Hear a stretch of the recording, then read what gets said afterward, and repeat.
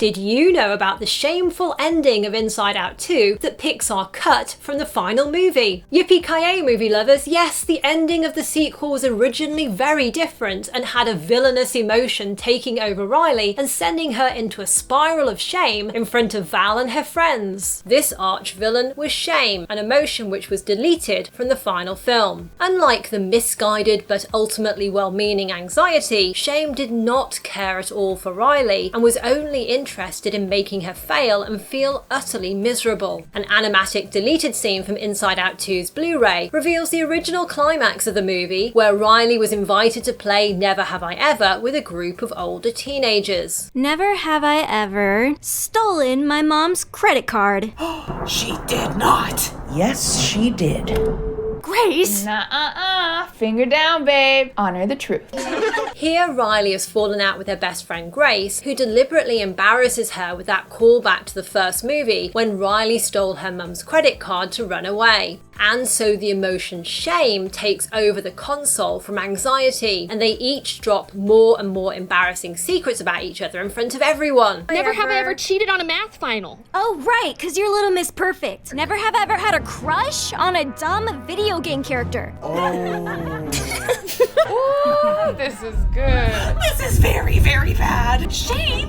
We have to stop this! No! It's too late! The public reveal of Riley's secret crush on Lance Slashblade hurts so badly that Shame feels there's no coming back from that and goes nuclear on Grace. Never have I ever wet the bed.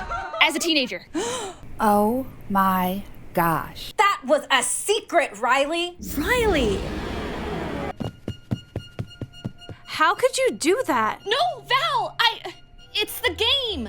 Ouch. Remind me not to be your enemy. As Riley's humiliation intensifies, she flees in shame, and her villainous emotion tells her, See, Riley? You really are a terrible person. A storm then takes over inside the mind world and begins destroying Riley's inner world. Riley's falling apart!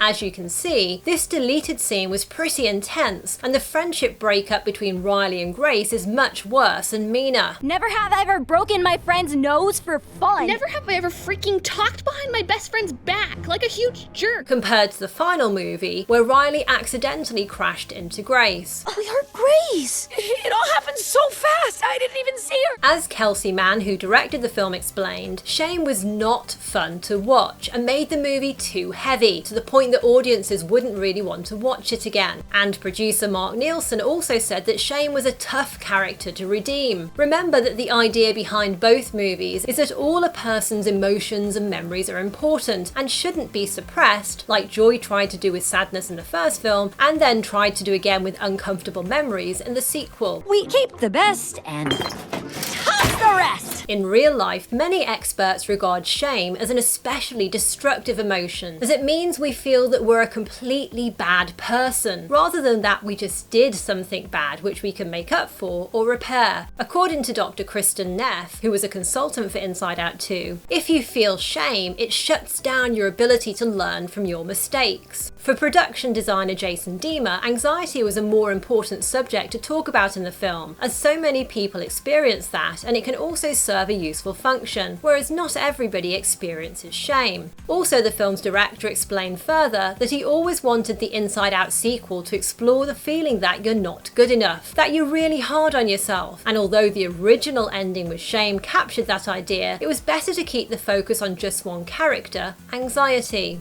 The movie's co-writer Meg LaFauve also explained that Shame never quite clicked as a character. However, some of the self-loathing critic aspects of the deleted antagonist come through in the scene where Anxiety and her team of animators come up with negative projections and ideas to send to Riley. And the idea of Shame getting out of control is also still there in the actual finale, except it's Anxiety who spirals into a panic in the finished film. And I think there's also a hint of the Shame character in the character of Deep Dark Secret, who appears both in the main movie and an end credits scene. What's the secret? We burn hole in rug. Really? That's it? Whew, I thought you were gonna say the time we peed in the pool. Shame was actually one of 27 emotions initially considered to be included in the first movie, where it was designed as a male character, but it was reimagined as a female antagonist for the sequel. Early designs reveal she was a type of entity who could split herself into numerous forms and voices that would make her far more intimidating, difficult to avoid, and nearly impossible to intercept. Gianna Marciliesi has said that Shame might have even had a direct line to Riley that would bypass the console completely. Whatever Shame said aloud, Riley would hear as a discouraging inner voice. Another idea for Shame was that she would be much bigger than the other emotions, with the ability to grow infinitely larger over time. And in another version, Shame was a chorus of Riley's negative inner voices, always reminding her of her mistakes, shortcomings, and general not enoughness.